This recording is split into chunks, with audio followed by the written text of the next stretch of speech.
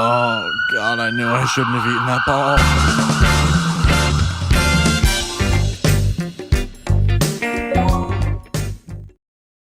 Pokemon set the world on fire back in the 90s, amassing a fan base that easily exceeds hundreds of millions of people and a profit well into the billions of dollars. Games like this are a once in a lifetime, and there's never going to be something as impactful as this little electric rat for the remainder of my time here on Earth. However, there's something I think is often overlooked when people are complaining about Pokemon. It's not the ethics of battling monsters or which is the most delicious, no. What I want to know is just how healthy Pokemon is. No, I'm not talking about the weight of a milk tank or that the Pokemon universe only has hospitals for little creatures and not the humans. Healthcare is for the Brits and the French, not youngster Joey. Oh, and for those of you who think that there's genuinely no human hospitals in the Pokemon universe, watch the anime. Aside from that being a genuine recommendation, there's a human doctor in season 1 and the episode he's in is a pretty good watch too. What I'm actually talking about is the ties between Pokemon as a franchise and health as a concept. Hello, the Pokemon Company. My name is Melody Nosturname and I'm a health inspector with no real qualifications. Today, I'm going to walk through the oddly expansive history between Pokemon and health to find out just how shut down your company is. Shall we begin? When Pokemon first kicked off on February 27th of 1996, there wasn't much in terms of health worries. Sure, kids playing games can lead to bad health over time, but in all fairness, gaming wasn't really like that back then. Pokemon actually led to more socializing as the games encouraged interacting with other people to collect the whole Pokedex. It wasn't until the anime aired one particular episode where we can actually begin to look into things. We all know which episode it is, and I'm talking about episode 18, Beauty and the Beach, the one where James has massive tits.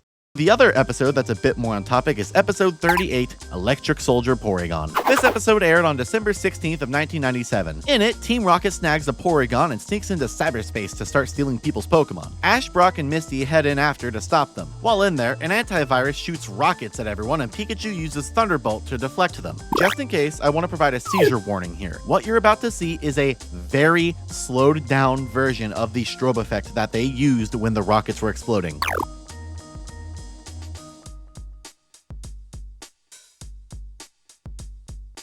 In case you're curious, this is 25% speed. That's pretty bad. It was being watched by 4.6 million people live as it aired, and around 200,000 to 500,000 of those viewers experienced some medical issues due to this episode, ranging from headaches and nausea all the way to seizures and unconsciousness. This episode knocked some people out. 685 total children were hospitalized, and 2 of them were in there for multiple weeks. The issue was picked up on multiple Japanese news broadcasts. Pokemon stopped airing for 4 months in Japan. Episode 38 would never air again. The episode that would have come directly after it, Holiday Hijinks, was aired out of order. That episode is a video for another day. When Pokemon finally came back on air in April of the next year, they had some sort of public announcement about what happened, and it's quite fascinating to watch as an American. The Pokemon anime came to the US 10 months after Electric Soldier Porygon aired, and it only made it over here because 4Kids promised to cut or censor all flashing scenes from the entire show. That's why if you watch the dub, any bright lights are dimmed and the frames are trimmed significantly. Again, seizure warning for what you're about to see. Here's a comparison.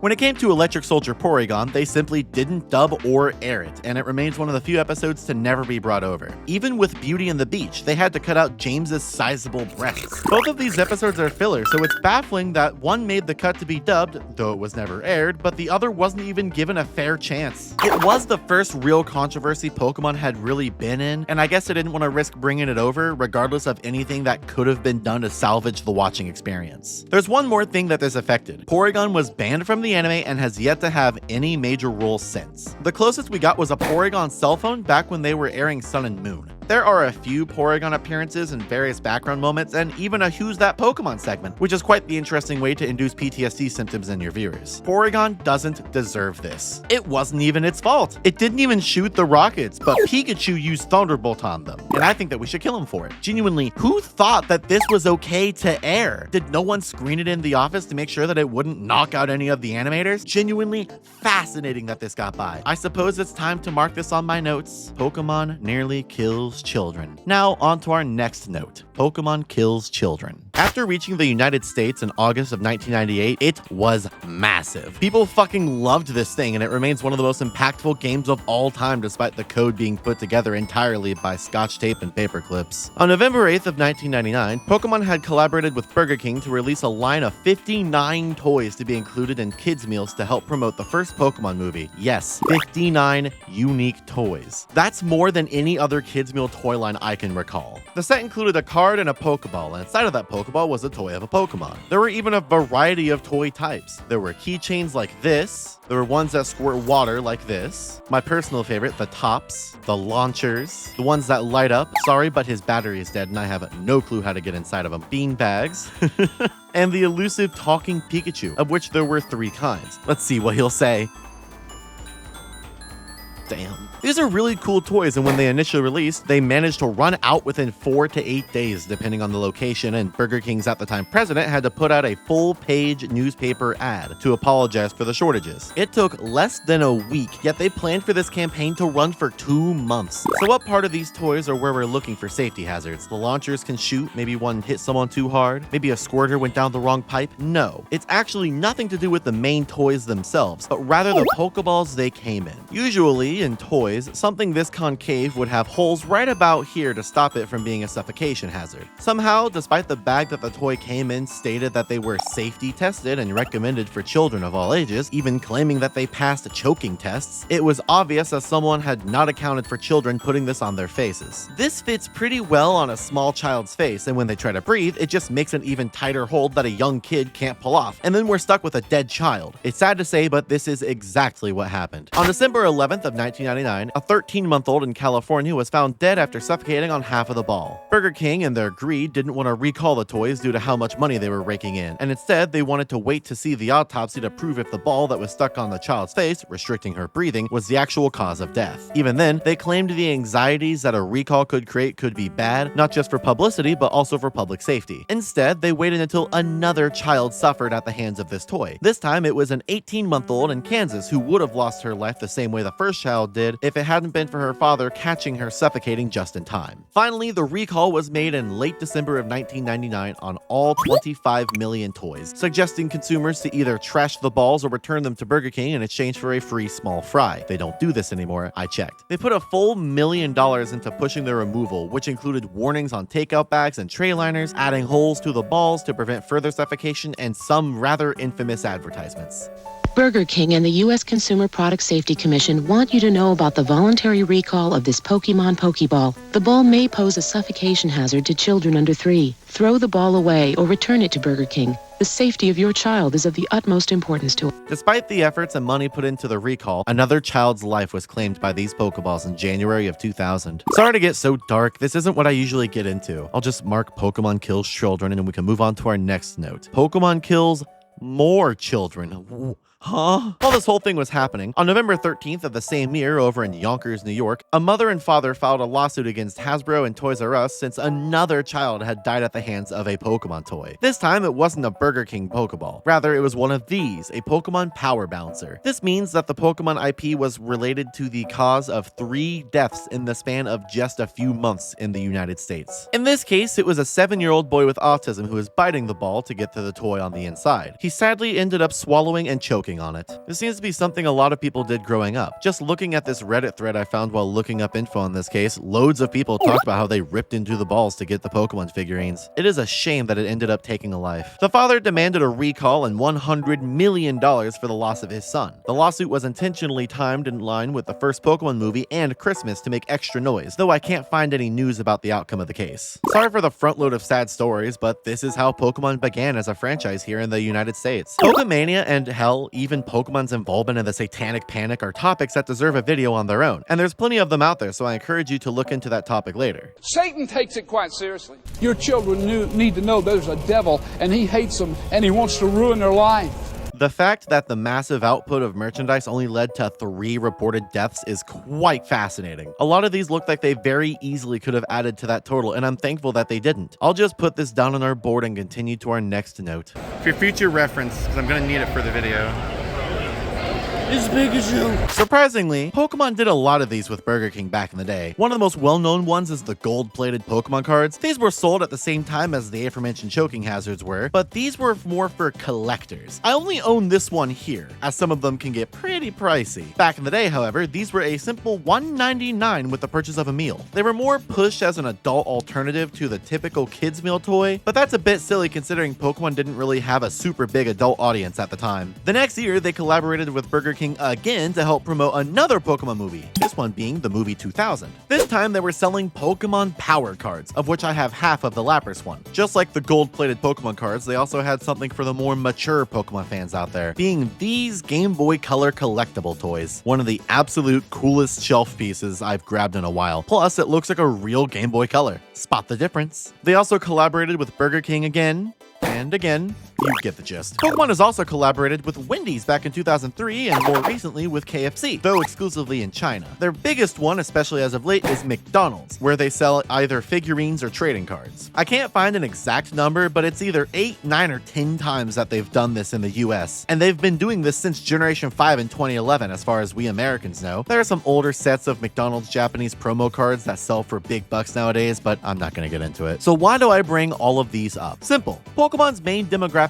is children, and it's really weird for them to promote themselves using fast food giants. In general, not just with Pokemon, but with any toy brand and any food seller, it's very weird to market unhealthy foods to children with a promise of a small toy from a franchise they like or any branding of a child's favorite character. It's wildly predatory and unhealthy. Kids may not be the ones buying the food, but they are the ones begging mom to drive to McDonald's to get food and a toy, or tugging on dad's pant legs asking for the sugary garbage on the low shelf of a cereal aisle. We'll leave it at Pokemon promotes unhealthy fast food. Pokemon promotes obesity? Pokemon promotes something bad. And we'll move on to Pokemon promotes unhealthy snack foods as well. Instead of going to get fast food, how about we get something from the grocery store? Unsurprisingly, Pokemon was all over the food section of your local supermarket back in the day. To recap, in case you were unaware of how prevalent they've been before, we have waffles, canned spaghetti, Pop-Tarts, cereal, Wonder Ball, mac and cheese, Doritos, ketchup, and all sorts of other things. Despite having a Got Milk ad, there is no Pikachu milk that's tinted yellow like piss, and if you ask me, that's a huge missed opportunity. They've done gummies multiple times, and they even had a new Pokemon cereal recently that sadly got discontinued before I could make this video. And if you think that I'm gonna go out of my way to buy this expired cereal for $20 to make a quick gag, you're out of your mind. No, seriously, this video has ran me like 600 bucks. I don't want to spend anymore. Pokemon Walmart pizza, Pokemon Dijon mustard, Pokemon noodles and sauce, and of course these Pokemon Oreos from like 3 or 4 years ago. Real fans of the channel remember this meme that I made back when these were popular.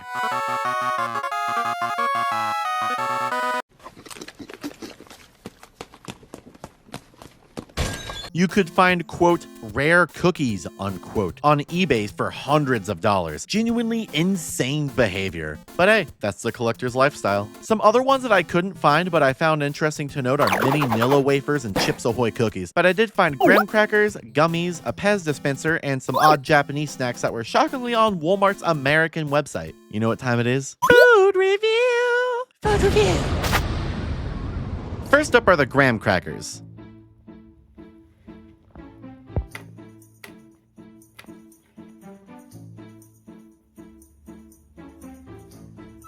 They taste fine. However, my cat isn't a huge fan of them, so I think that has to even them out to about a 5 out of 10. Now we have a Christmas-themed Pez dispenser. I've always been a big fan of these. You decapitate a pop culture icon and your sociopathic actions are rewarded with a little piece of candy. 7 out of 10, mostly for the experience. Here are those new gummies I talked about. A few years ago, these were sold with Pokemon cards, but guess who's late to the party? The Pokemon games kind of encourage you to name these things, so like George, Marvin, and Keith.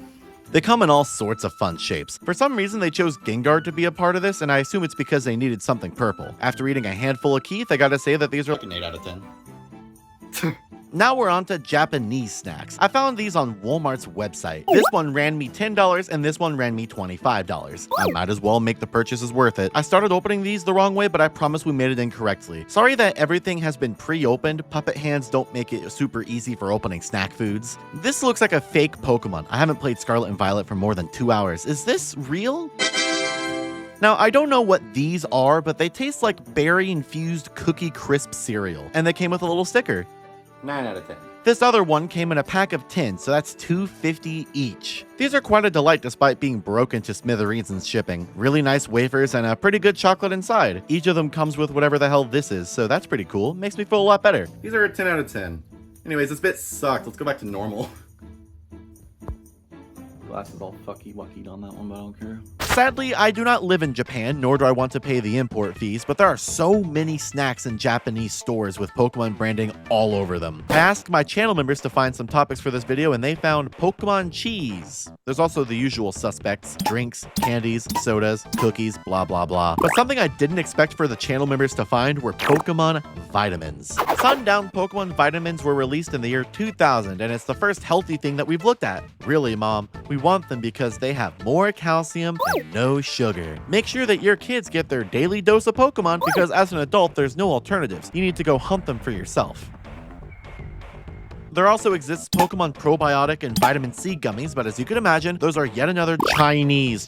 They're Chinese exclusive, not Japanese. American children will have to go without the Pokemon flavored Vitamin C. Enjoy your scurvy, you little bastard. Pokemon wants to feed your child evil gummies. What's next? Ah, finally something good. Pokemon walking version. Back to 1998 for our next healthy endeavor, and the first one as far as I'm aware. Tamagotchi was released around the exact same time as Pokemon, and it was getting super popular in the States at the same time as well. Naturally, with two huge foreign ideas becoming big hits with children at the same time, it would only make sense for them to never collaborate, and instead Nintendo Game Freak released the Pokemon Pikachu handheld virtual pet. I'm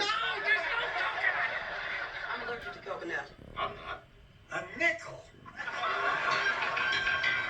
This is my Pikachu. I've named him Jordan B. Pegason. This thing that he's forever stuck inside of is a pedometer, and with every 20 steps you obtain a single watt. This can be used to either gamble for more, or they can be given to Pikachu. The steps are measured like this other pedometer I talked about in a previous video. You can easily cheat the system by shaking it up and down rather than walking. Great for your arm muscles if you want to be lazy about it. Though be warned, as Pikachu doesn't like to be shaked. It can lower your friendship and even cause him to be mad at you. There's also a clock feature to tell what time it is and even set alarms. As you occasionally check on it, Pikachu will be doing random tasks throughout the day. Maybe he'll be sitting there waiting for you to give him attention, eating dinner, playing with blocks, brushing his teeth, showering, or if it's late, he'll be snoozing and you can't give him any watts. Wake up, Pegason. I need you to like me more. Please, I don't know how else to fulfill my empty heart. Giving him enough watts raises his friendship level, but at the time of writing this video, he still is only okay with me despite the thousands of watts that I've given him. So I think he just outright hates me and doesn't want to say it. Hello everyone, I have an update. So, for once he's not okay with me, he fucking hates me. Like, actually. The fact that this little doohickey includes slots is silly, but keep in mind that the original Pokemon games did too. In fact, gambling was a pretty big aspect of Pokemon, with the Game Corner in Kanto being a hideout for Team Rocket. It wasn't nearly as important with the rest of the regions moving forward, but they were the time-wasting minigame if you didn't want to bother with beauty contests. They were around until the 4th generation, where Game Freak had to cut it out as it was deemed inappropriate for the age rating that the games had. Pokemon has kinda always been into gambling, even without the Game Corner, as they have cards. These are essentially gambling, as you get a random assortment with every pack. Some of those cards can be worth a lot of money, while most of them are worth nothing. I've pulled a few pricey picks back in my day. I haven't bothered with Pokemon cards in ages though, since I really own all the ones I could ever want, see? Though I suppose for the sake of content, I have no choice but to buy and open a $13 tin of cards. My hands were forced into buying this, honest. My life was at stake! Gamblers usually quit right before they hit it big, and I need to see how big I could have hit it, alright?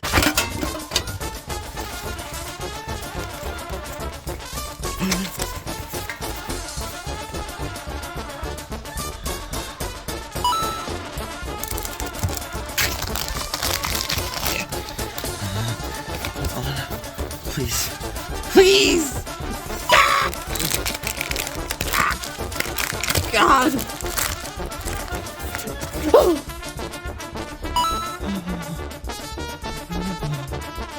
Ursaluna, the fuck is that? 2 years after the Pokemon Pikachu Virtual Pet came out, they released a sequel to coincide with Pokemon Gold and Silver versions, the sequels to Pokemon Red, Blue, Green, and Yellow, being the Pokemon Pikachu 2 GS. Those letters could mean anything, but I'm going to assume it's Gold and Silver.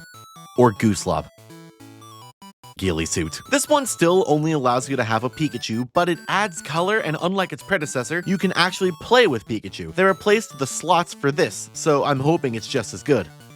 My God, it's gambling again. The GS has something extra special to help sell it to Pokemon fans who might have been on the fence about it. It's compatible with Pokemon Gold and Silver on Game Boy Color. Here's an infrared sensor, which can be used to transfer watts to the mainline Pokemon game so you can get special items via mystery gift. This can range from the very basic mail all the way to the fucking rare candy. This is also the only modern way to get the Miracle Berry for a measly 600 watts, also known as 12,000 steps. Considering its uses, I think it's worth the walk around the park. I love these things. They're such odd pieces of Pokemon history that few people even know about, and yet they're so cool. They're too cool to not know about. The first one is relatively cheap, so I'd say go get yourself one. The second one, however, maybe avoid it. I really think they should make something like this in modern day. Maybe you buy it and it comes with a special Pokemon on it that you can transfer to the mainline games. Like, this could be the one time they bring back the spiky-eared Pichu and actually make it transferable. In my imaginary Pokemon Pikachu 3, you can put any Pokemon on it too. You can transfer them in and out as you please, like a Pokewalker, which we'll get into later. That'd be pretty neat. Pokemon did eventually team up with Tamagotchi.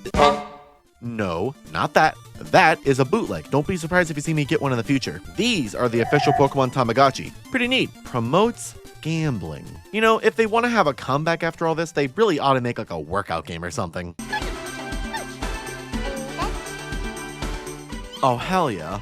Let's fast forward a couple years after Pokemon Channel was released. In early 2005, researchers at the Memorial Sloan Kettering Cancer Center in New York published work about a cancer-causing POK erythroid myeloid ontogenic gene. Naturally, with POK and this whack string of words I don't fully understand, they dubbed it Pokemon. With headlines reading stuff like Pokemon causes cancer, Pokemon's USA team threatened legal action. By the end of the year, it was officially renamed to ZBTB7. This thing gives me the ZBTB. There's also a similar situation with Sega, where in 1993 a gene was named after Sonic. They just removed the word the. They never sued over it despite the fact that Sonic Hedgehog can cause deformities. I can't imagine the face on the doctor trying to tell someone that they have Sonic Hedgehog. Alternatively, on the other end of the medical spectrum is Pikachurin. I would like to read for you this article that dates back to 2008. Pikachu of Pokemon fame, known for his lightning fast and shocking electric effects, has inspired the name of a newly discovered vision protein, Pikachurin. See, nerds really do have a sense of humor. The title of the post is Pikachurin, a dystroglycan ligand, is essential for photoreceptor ribbon synapse formation. The body of the submission, although only a paragraph long, has to be the most convoluted, big word-packed piece of writing I've ever seen. So like, I guess those dudes know what they're talking about. The new protein is essential for both eye-to-brain transmission of visual signals and the ways the eye tracks moving, or kinetic, objects in the field of vision. Without Pikachurin, it can take up to 3 times longer for visual signals to be sent to the brain's vision center. That's, like not good. Now here's something you'd rather not see.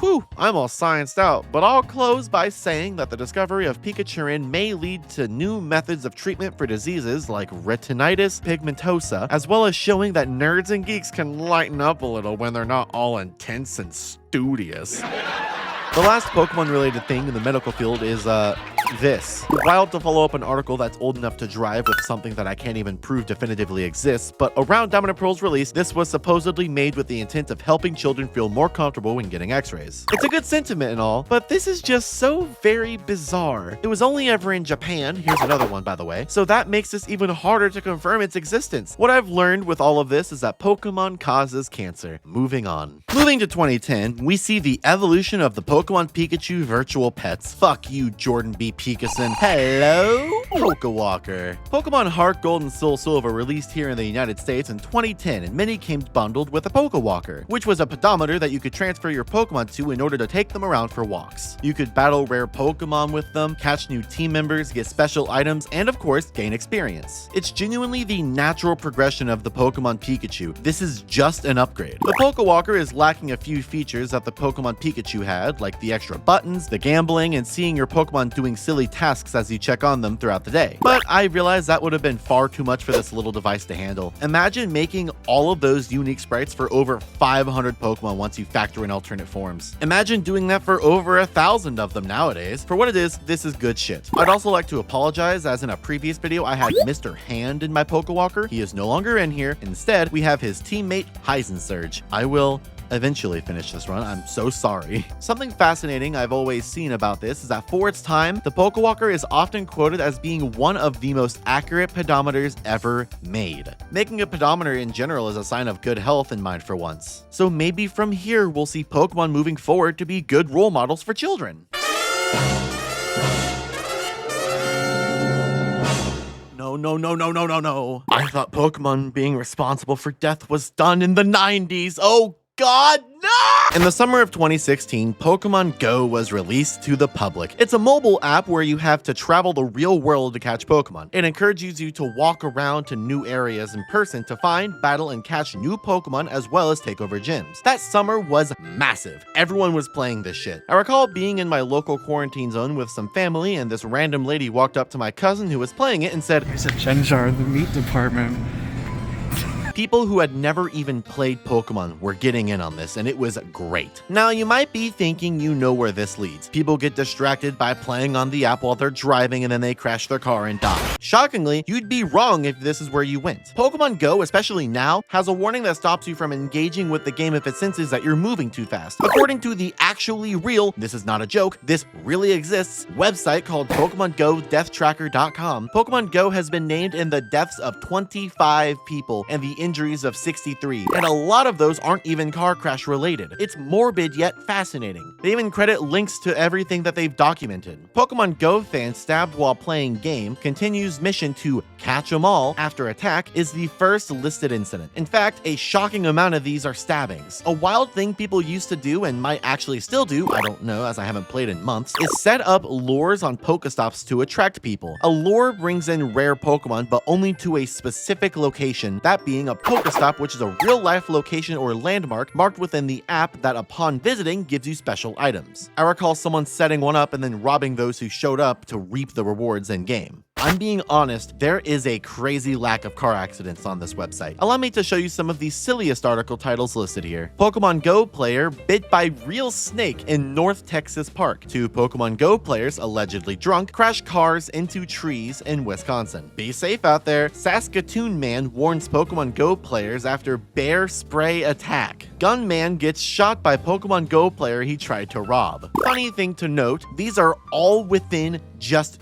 2 weeks of each other. I think my all-time favorite thing on this website is angry church seagull attacks me and all I want to do is play Pokemon Go, says Devin Man. On the other end, there's the article reading, the alt-right is trying to recruit children via the Pokemon Go Nazi Challenge. I'd also like to point out that the least deadly years for Pokemon Go are 2021 for obvious reasons and somehow 2023. I'm honestly shocked that 2024 even has an entry here at all. Pokemon Go is good for how it got people out in the open, socializing and having fun, but holy shit, 25 lives is a lot more than any other Pokemon game has seen dead as far as I'm aware. How many did you kill, huh? That's 28 total people that Pokemon is named in the death of. And they're not even British. Aside from Pokemon Go, there are also other apps created with the Pokemon IP. In terms of health-ish ones, we have Pokemon Sleep and Pokemon Smile. Pokemon Sleep keeps track of your sleep habits and incentivizes you to do so by letting you catch Pokemon, get this, in your sleep. The idea is that Pokemon with similar sleep types will gather to snooze around you. It's odd, but I quite like it. As I'm writing this part, I've never used it and I've only just downloaded it. I'll share my opinions after 2 weeks of using it right here. I couldn't get it to work. I tried for like 2 weeks and it just kept saying it lost track and needed to try again on the first night. It did, however, manage to collect 4 hours and 39 minutes and is only telling me now. I bet this app is cool, like I really do, but for the life of me I could not get it to function. In all honesty, I think I'd much rather sleep in the Gengar Vor pillow. What? The other app is more targeted towards children, Pokemon Smile. It exists to get children excited to clean their teeth by letting you collect Pokemon caps. Its art style is really cute and I quite like everything about it. I personally play it when I'm using my Pokemon toothbrush I found at Walmart. I guess this also gives me a brief second to bring up like I don't know, Pokemon hygiene products, Pokemon shampoo. If it wasn't obvious, I don't really use this. Unlike Pokemon Sleep, I'm simply not in the age demographic for it, regardless of how cool it is. So as it stands, this is where Pokemon's history with health ends. I think I'm good to take my findings to John Pokemon himself. Let's see how tough he is when I confront him about childhood obesity rates and gambling addictions. Listen here, you rat. It's over for you. All I gotta do is take this to the courts and you're through. Do you have any last words, young man? What color is my underwear? Playing hard to get, are you? Well, what if I... Female dinner's ready.